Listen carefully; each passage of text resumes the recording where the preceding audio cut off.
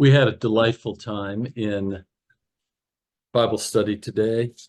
We're reading the book of Ecclesiastes on a sunny, beautiful day that is worth celebrating just by being in it, which maybe is one of the messages that we get from this book. It begins in a very interesting way, and I want to read it because it's beautiful, but also the form tells us something contrary to what we hear in the words. And in that balance, in that framework, I guess we learn something about God. Chapter 1, verse 1. The words of the teacher, the son of David, king of Jerusalem. Vanity of vanities, says the teacher, vanity of vanities, all is vanity. What do people gain from all the toil at which they toil under the sun? A generation goes and a generation comes, but the earth remains forever. The sun rises and the sun goes down, and hurries to the place where it rises again. The wind blows to the south and goes round to the north. Round and round goes the wind, and on its circuit the wind returns. All streams run to the sea, but the sea is not full. To the place where the streams flow, they continue to flow.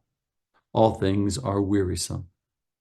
More than one can express. The eye is not satisfied with seeing, or the ear filled with hearing. What has been is what will be, and what has been done is what will be done. There is nothing new under the sun. Is there a thing of which it is said, "See, this is new"? It has already been in the ages before us. The people long ago are not remembered, nor will there be any remembrance of people yet to come by those who come after them. A little bit bleak. There's two strong voices in this, in Ecclesiastes. There's the author, and then there's the teacher, the preacher, who some may say is Solomon, which it might as well be. He is the son of David, who's known for his great wisdom. But what we see in this very first paragraph is important to note. Reading it is a beautiful thing to do. The words themselves are beautiful to behold. They set you in the moment, and it's a moment worth appreciating. They're gloomy words, to be sure, right? They're words that can be depressing if we believe that our impact is meant to last beyond us. The author says, indeed, that is not the case. And so the best thing to do then is to appreciate the moment itself, like appreciating reading the words read. So we have these two voices, and the key word that we hear over and over again is that of vanity. Another translation reads meaningless, others read smoke or wind or vapor. But this is something you cannot grab onto. You can't eat the wind. You can't hold on to it at all. And there's three things that the author then talks about: the march of time, that everybody's going to die, and the randomness of life. Right here at the beginning in chapters 1 and chapter 2, they talk about the things that will last and how we will not last, how the mountains will last and we will not last, how the sun will rise and fall and we will fall and come to our end. Then near the end in chapters 11 and 12, the author talks about death. Who dies? Well, everybody dies. Death is the great equalizer, right?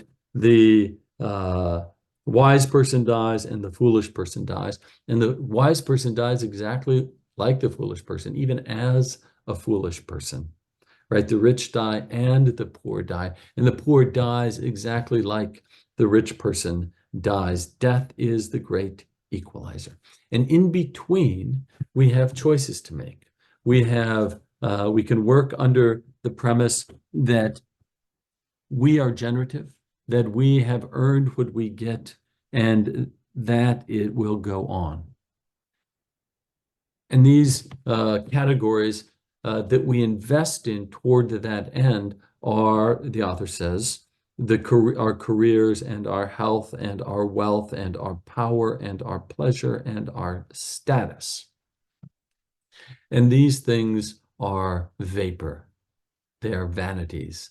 and they will disappear. And then there's other things that come along in a life that are gifts: the gift of family, the gift of wisdom, the gift of friendship, the gift of a sunny day, the gift of food. And the author says, in these things, appreciate them. Be with them in the moment. Be in relationship, as opposed to striving towards an intellectual insight that causes something to last over time. Both are vanities, but how we engage them is what matters. The word is kohelet, vanity. So after we looked at that, then we went on to talk about how do you live in a world where you really have no impact, where what you do really doesn't matter.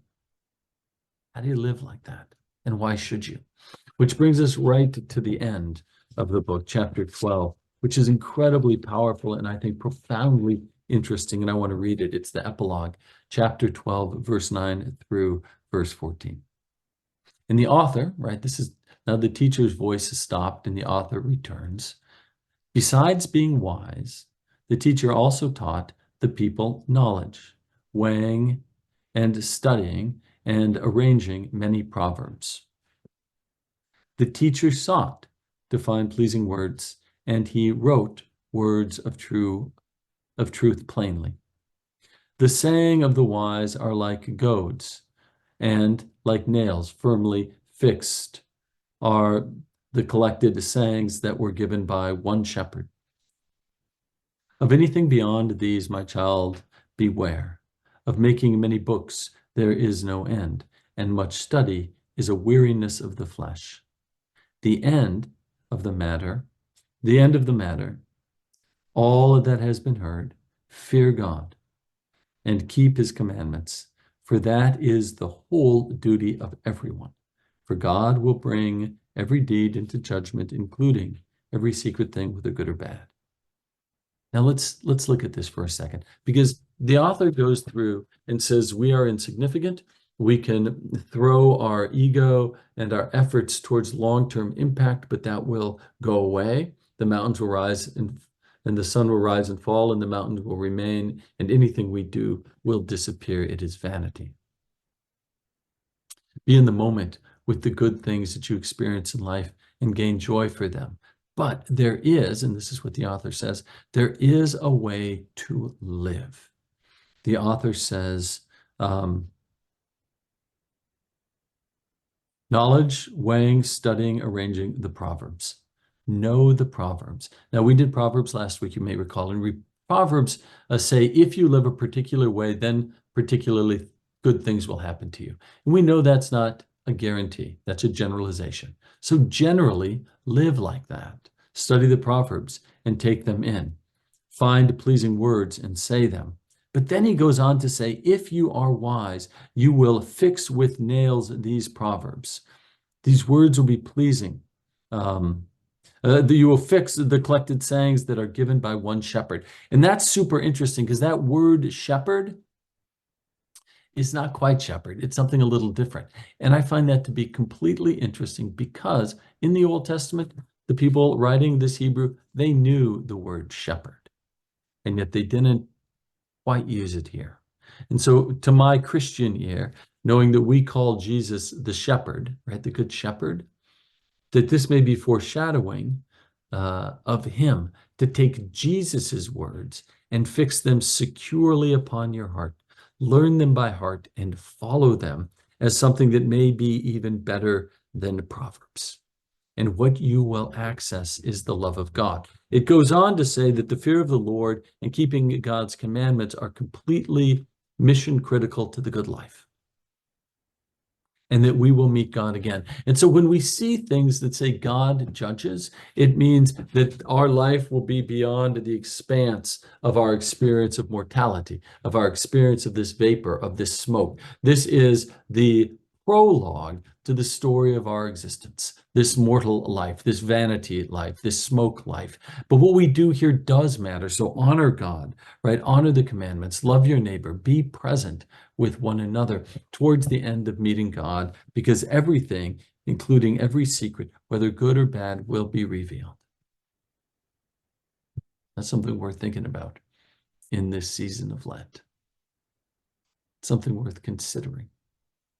It's good advice from the author. To focus less on the status and the career, on the wealth and on the power, on the pleasure and on the status. Appreciate the moment you find yourself in. Live honorably. Learn the teachings of Proverbs or maybe Jesus. And know that God loves you and God is with you. I enjoyed our time together. Thank you.